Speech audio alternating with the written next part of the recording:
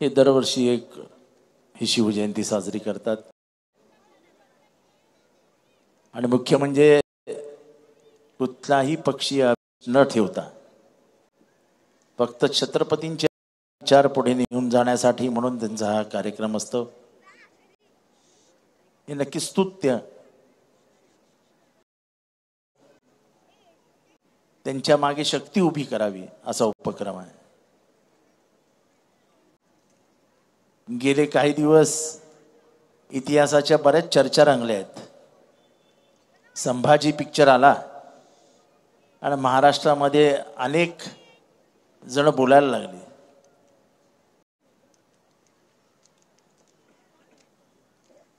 पण शिवाजी महाराजांबद्दल बोलत असतानाच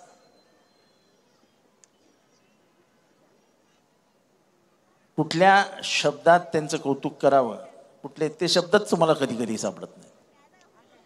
त्यांचं शौर्य, त्यांचा गनिमिकावा, त्यांचं युद्ध कौशल्य, याचा सगळ्याचा अभ्यास करता करता आयुष्य निघून जातं।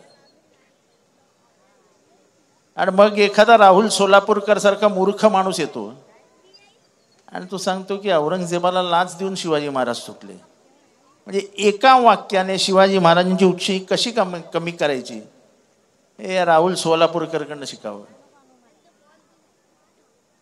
पूर्ण बुद्धी वापरून आग्र्याहून सुटून रायगडाला जाईपर्यंत लागलेले दिवस त्यांनी उभं केलेलं सगळं नाट्य, त्यांनी वापरलेली बुद्धी एका क्षणात चक्काचूर करून टाकली राहुल सोलापूरकर। आणि लाजही वाटत नाही, बोलतो माझ्याकडे दाखलेत, मी त्यांना निरोप पाठवला, दाखले तर दाखवा।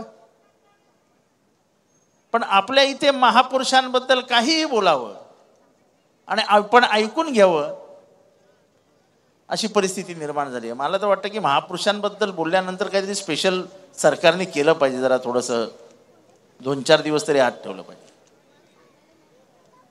म्हणजे असा राजा जो रयतेचा राजा आहे।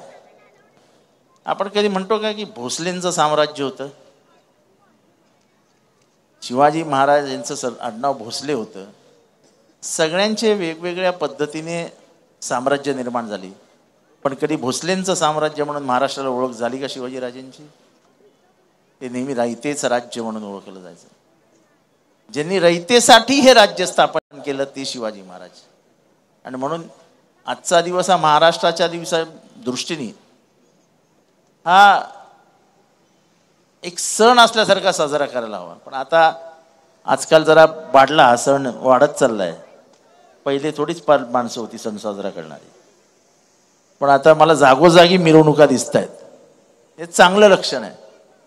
आणि हा सण महाराष्ट्राच्या दृष्टीने खूप महत्वाचा आहे। 18 पगड जातींना एकत्र घेऊन जाणारा हा राजा होता।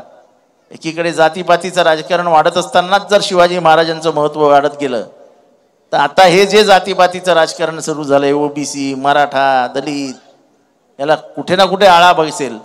आणि त्यांच्या दृष्टीने जो महाराष्ट्र होता तो आपल्या समोर येईल आणि तो यावा यासाठी राजन पाटील आणि कंपनी जे काम करतायत त्याबद्दल त्यांचं मनापासून अभिनंदन।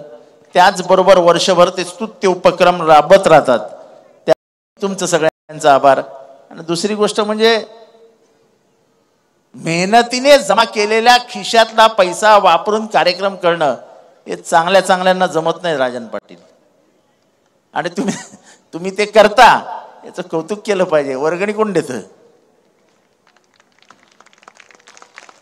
टाळ्या वाजल्या, पण टाळ्या वाजवणारे पण वर्गणी देत नाहीत। वर्गणीचे हाल काय असतात आम्हाला विचारत चला। त्यामुळे तुमचं मनापासून अभिनंदन। असंच उपक्रम चालू ठेवा।